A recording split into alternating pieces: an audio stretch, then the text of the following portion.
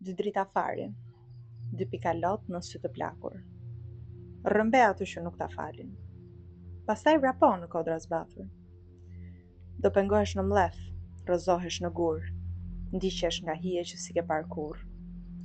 Kur fari të ndizet fundit herë, me xhillonjat që shuhen si mall, në net të shenjta do marrin valet vrerë, do t'ju gëlltis deti të gjallë. Do t'ju ngec heshtja në fyt si nëmje, si litar lëshuar në duar për gjakur. Do ta shkruani historinë me ëndje, por me tokën njësh përbaltur. Pjesa e poezisë që dëgjua dhe lexua është shkëputur nga një shkrim i shkruar në janar, pikërisht për vjedhjen e Sazanit. Fill pas saj kam shkruar Vizimet e Sazanit, një shkrim nga i cili do doja të shkëputja sot pjesën e fundit, e cila është Sazani vitin e kaluar nuk u dojq sepse u shit. Kjo pasi edhe në momentin që flasim ka vatra aktive zjarri në çdo cep të Shqipërisë, për të rikthyer sërish tek Sazani dhe tek titulli i kësaj videoje, pse nëse shpëtojmë Sazanin i shpëtuam të tëra, dua të risjell në vëmendje peizazhin e mbrojtur Pishpor Ronart. Ky peizazh i mbrojtur lidhet rrjedhimisht me ligjin 21/2024, pasi është një ligj i cili na ndikon të gjithëve, megjithëse duket sikur ndikon vetëm zonat e mbrojtura. Pra, duke qenë se ka ende persona të cilët nuk e kanë kuptuar lidhjen e protestës me ishullin dhe me zonën e mbrojtur, por kuptojnë revoltën e madhe të këtij populli, do doja të shpjegoja më aq sa mundem lidhjen midis tyre dhe faktin që nëse shpëtohet Sazani, shpëtohet gjithçka në mënyrë metaforike, gjithmonë. Thelbi është ruajtja e natyrës dhe të gjitha vlerave kulturore që lidhen me të, sepse shqiptarët e kanë shpjeguar edhe më herët që kanë një lidhje shumë të ngushtë me natyrën. Por vitet e fundit është dashur të shkatrohet për përfitime financiare dhe personale. Flasim për dëshirën e disa pushtetarëve për të shkatruar dhe për të marrë toka në të cilat vlonjatët janë rritur dhe kanë pushuar për vite. Fill pas shprehjes së dëshirës dhe thashethemit për të vjedhur këto toka, pa pritur nxitet ligji 21/2024, pra 2 vite më parë. Le të jetë zonë mbrojtur, do mbrojmë ndonjë interes në apo? Në janar të këtij viti në Vlorë, pa lajmëruar normalisht, sepse gjithçka këtu ndodh pa tabela, pa transparencë, pa pyetur këtë popull, mbërrim Barbie këtu, pa këpucë shkretë. Ne kuptuam që e morën vërtet, sepse u bë fakti kryer, tjetra erdhi ta shihte. Dhe si për herë, në mënyrën se si zhvillohen gjërat në këtë vend, jashtë transparencës, filluan si me grep të dilnin gjitha sekretet nën këtë vizitë, vetëm për arritur qëllimin e plotësimit të dëshirës së këtyre pushtetarëve, të cilët deri tani nuk po e arrin. Nuk i dihet asnjëherë. Pra pasi Vlora u zgjua se Sazani po shitej vërtet, PPN-a ngriti alarmin se peizazhi i mbrojtur Pishpor Ronart po shpyllzohej, po shkatrohej dhe biodiversiteti ishte realisht në rrezik tashmë. Nuk ishte vetëm i thashë them. Pra, për të bërë edhe një herë përmbledhjen, thashëthemet nisën për Sazanin, nga Sazani doli që do merrej tërësisht peizazhi i mbrojtur dhe filloi të ndërtoi tërësisht në peizazhin e mbrojtur derisa u vendos gardi. Gardi ka qenë i vendosur në datën që është bërë protesta e parë, pra në 16 maj. Më pas, ditët pas kësaj proteste, gardit ju shtuan edhe tela me gjëmba, që e bëri akoma më të shëmtuar pamjen dhe akoma më të frikshme emocionalisht situatën. Pas protestës së dytë në Zvërnec që ka ndodhur në 30 maj, të një tërheqjeje barbare zvarr të një qytetari të ndershëm që po kërkonte të drejtën e tij të këtij vendi, u zhvillua protesta e parë në Tiranë më 31 maj, sepse kështu funksionon këtu. Po e kam thënë shpesh, po nuk u sakrifikua njeri këtu, nuk ka. Nuk bëhet, si mund të bëjmë ne ndryshim pa sakrificë, domethënë. Duhet të sakrifikosh perëndive që ato të skandal. Gjithsesi. Më datë 31 maj nis revolucioni Flamingo, gjithmonë nga dëshira e mirë, pa ditur që do të merrte emrin revolucion, pa ditur që do të merrte emrin revolucioni Flamingo. Na kapi të gjithëve të papërgatitur dëshira për të qenë bashk dhe kundër padrejtësisë, pasi gjithmonë jemi mësuar të përçarë dhe të shtypur nga padrejtësia. Gjëja që unë dëshiroj të them sot nëpërmjet kësaj lidhjeje që po përpiqem të bëj me ishullin, me zonën e mbrojtur, me Vlorën, është që rreziku është akoma aty. Duhet të kuptojmë që është hequr gardi, por betoni, siç doa vendos diku këtu me foto apo video, është ende aty. Domethënë ka ende plaja, janë në të vërtetë janë si pellgje betoni. Është shumë e shëmtuar si pamje, edhe është dëshmi e një dhune mjedisore, do ta quaj, ëh. Për të mbërritur në thelb, pse nëse shpëtojmë këtë zonë të mbrojtur apo ishullin e Sazanit, i shpëtojmë të tëra.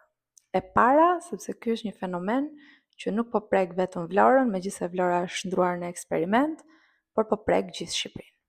Pra nëse shpëton njërën prej këtyre zonave, i ke shpëtuar të gjitha, do të thotë ke hapur rrugën për shpëtimin e të gjithave. E dyta, po kërkohet shfuqizimi i ligjeve të cilët prekin ndikimin e barbar ndaj tokave, qofshin ato bujqësore, të mbrojtura apo që i përkasin dikujt, sepse sot me sa duket nuk po shoh më limit në vendosjen e këtyre ligjeve. Prandaj duhet ndaluar pa u mbishtresuar njëri tjetrit më tepër se kaq, se mendoj që kaq është mjaftueshëm. E treta, ky revolucion nisi nga këtu, por siç është vërtetuar dhe thënë gjatë gjithë protestës, nuk përfundon këtu. Do të thënë protesta nuk ka se si të përfundoj me fjalën zvërnec. Sepse ka qindra probleme që e kanë sjell protestën te fjala zvërnec. Nëse shpëtojmë Sazanin, është një lloj si të shpëtojmë një pyll të tërë kur shohim atë flakën e vogël që nis. Nëse e lëm pastaj, momentalisht që po bëj këtë videon, përtej këtij xhamit un kam vizimet e Sazanit për të cilat kam folur. Jam rritur me atë pamjen, edhe nuk dua të kthehet në një simbol në cilin nuk duhet të kthehet, dhe të gjithë e dim. Sot do doja të bëja thirrje për çdo që e kupton këtë lidhje të shëmtuar të fjalës do marrim Sazanin, pastaj ndërtohet në zonë të mbrojtur, pastaj po edhe kjo vija bregdetare është e bukur, po edhe aeroporti. Pra kushdo që e kupton këtë lidhje, kushdo që e kupton që Porto Nova gjendet plazh përballë Sazanit, me një det të mrekullueshëm para saj dhe me lagunën pas, duhet të kuptoj realisht që nëse marrin këtë pjesë të vogël të paprekur edhe të mrekullueshme për vlerat natyrore që ky vend mbart, janë të lirë pastaj të marrin gjithçka. Do të bëj thirrje për të protestuar nga ku mundeni, sepse protesta nuk ka të bëj vetëm me ardhje në shesh, protesta ka të bëj me qindra veprime të vogla që e çojnë aty deri tek ardhja në shesh. Ka të bëj me të folurin me të afërmit tuaj, me miqtë tuaj, ka të bëj me vetë revoltën që ti si person mbart, ka të bëj me dëshirën e mirë për të sjellë ndryshimin. Duhet të protestojmë pra. Se mbrojmë Sazanin për të disatën herë përsëris që mbrojmë çdo pjesë të Shqipërisë. Nëse e lëm të na ik, kemi lënë të ik lumenj të tërë nëpër Shqipëri, nga veriun jug. Kemi lënë të ikin zona të tjera të mbrojtura, disa prej cilave janë të ndikuara në momentin që flasim.